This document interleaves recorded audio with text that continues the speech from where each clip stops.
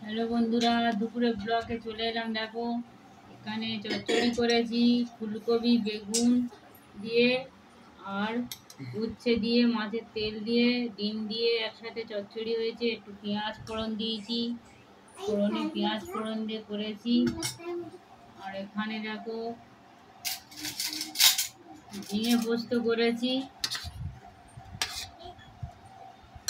কালো জিরে শুকনো লঙ্কা ফোড়ন দিয়েছি, দিয়ে একটু ঝিঙে পোস্ত বানিয়েছি। আজকে ঝিঙেটা একটু বড় বড় করে কেটে নিয়েছি, নিয়ে ঝিঙে পোস্ত বানিয়েছি।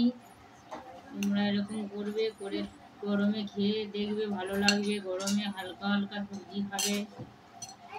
আর এখানে রুই মাছ, বেগুন আলু আলু দিইনি, বেগুন দিয়ে বড়ি দিয়ে রান্না করেছি। পেঁয়াজ পাঁচ ফোড়ন দিই, ফোড়নে পেঁয়াজ দিয়েছি, পাঁচ ফোড়ন দিয়েছি, কাঁচা লঙ্কা দিয়েছি, একটু আদা জিরে বাটা দিয়ে রান্না করেছি। খাও বন্ধুদেরকে খাও।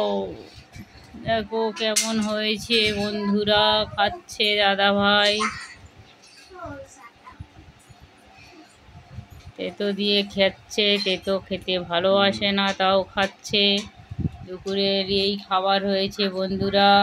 হ্যালো বন্ধুরা, ব্লগটা এখানে শেষ করছি।